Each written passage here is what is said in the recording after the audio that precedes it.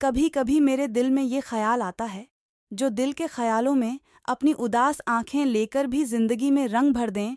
कुछ ऐसी रही है गुजरे जमाने की अभिनेत्री राखी गुलजार की शख्सियत। 70 के दशक से लेकर 90 के दशक तक पर्दे पर प्रेमिका से मां बनने तक के सफर में राखी ने दर्शकों को अपने कई रूप दिखाए। 15 अगस्त 1947 राणा घाट में जन्मी राखी इस साल अपना 75वां जन्मदिन मना रही हैं। देश के आज़ादी के दिन जन्मी राखी ने पर्दे पर अपने किरदारों से दर्शकों का दिल मोह लिया था।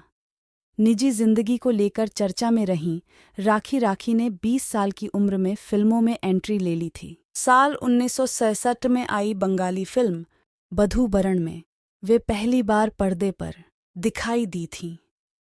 इसके करीब 3 साल बाद 1970 में उनकी पहली बॉलीवुड फिल्म आई, जिसका नाम था जीवन मृत्यु। राखी का फिल्मी करियर और निजी जिंदगी दोनों ही काफी चर्चा में रही। तो चलिए आपको बताते हैं उनकी जिंदगी से जुड़ी कुछ दिलचस्प बातें।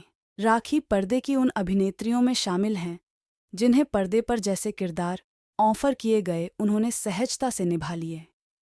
कभी अमिताभ बच्चन की प्रेमिका बनी तो कभी सेक्रेटरी, और वक्त आने पर उनकी मां का किरदार निभाने से भी पीछे नहीं हटीं।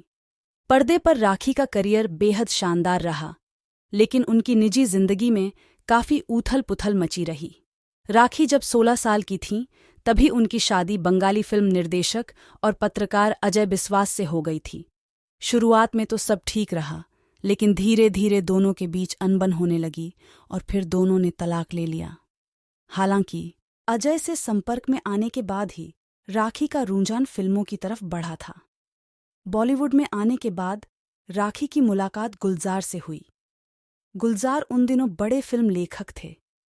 इसी दौरान एक फिल्मी पार्टी में राखी और गुलजार की मुलाकात हुई और एक ही नज़र में गुलजार राखी के दीवाने हो गए।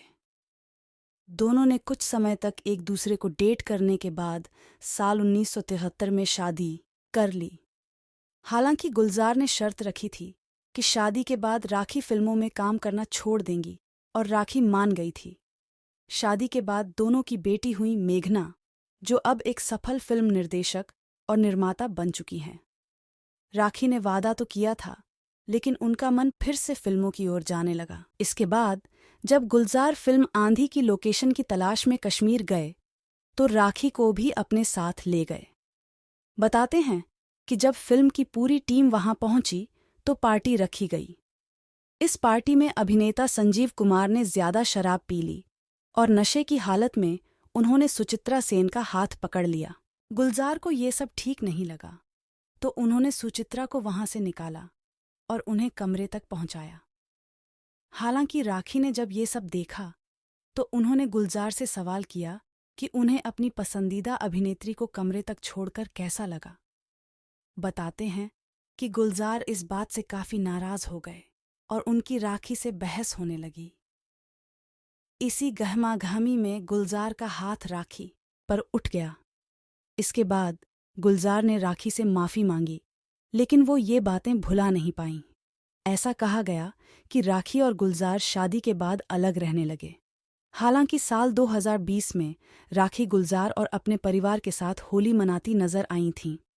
वहीं उनकी जो तस्वीरें सामने आई थीं, उनमें उन्हें पहचानना मुश्किल लग रहा था।